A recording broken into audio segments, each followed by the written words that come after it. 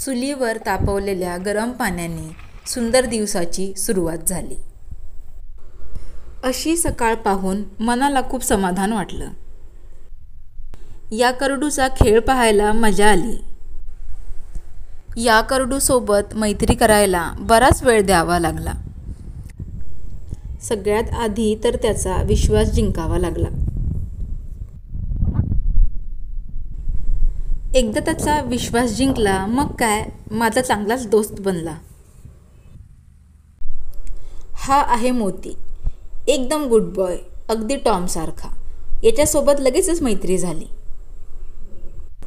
आजचा बेत आहे घरच्या गावरान अंड्यांचा चमचमीत रस्सा। हा छोटू मन्या रात्रभर माझ्या कुशीत झोपून सुद्धा आत्ता लांब पळत होता। मस्त गावरान लसूण टाकून केलेली गावरान अंड्यांची भाजी आणि भाकरी कुस्करून खाल्ली आणि व्हिडिओ काढायचा विसरूनच गेले। त्यानंतर असा खडतर कष्टाचा प्रवास करून आम्ही निघालो रानमेवा शोधायला। या छोटूशा सुंदर फुलाचं नाव काय आहे तुम्हाला माहिती असेल तर कमेंटमध्ये नक्की सांगा। हा आम्हाला भेटलेला रानमेवा खाऊन पिऊन फिरून झाल्यानंतर आम्ही महत्त्वाच्या कामाला सुरुवात केली। ट्रॅक्टरच्या मदतीने नांगरून आणि सऱ्या करून घेतल्या। त्यानंतर मेजवानीसाठी कोंबड्यांना आमंत्रण देण्यात आलं। आता आमचे खरे कष्ट चालू झाले। पण तुम्हाला वाटत असेल यात काय कष्ट आहेत? पण इथे प्रॉब्लेम असा झाला की हे जे दातूळ आहे त्याचं ते समोरचं सारखं निघत होतं।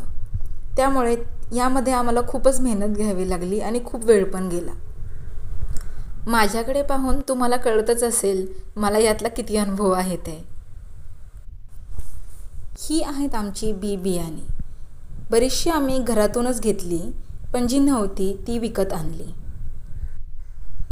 आमच्या इथे कष्ट चालू असताना या मोतीराजांचा चांगला आराम चालू होता।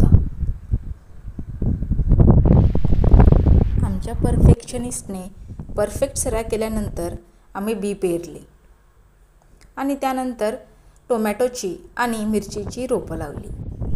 ही सगळी रोपं घरीच बनवलेली आहेत। आम्ही झेंडूची पण रोपं लावली। तुम्हाला ही लहानपणीची मज्जा आठवत असेल तर कमेंटमध्ये नक्की सांगा।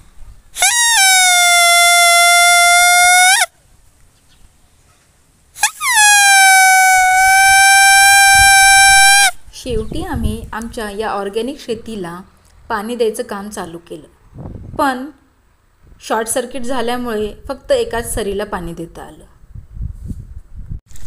चला तर मंडळी पुन्हा लवकरच भेटूया।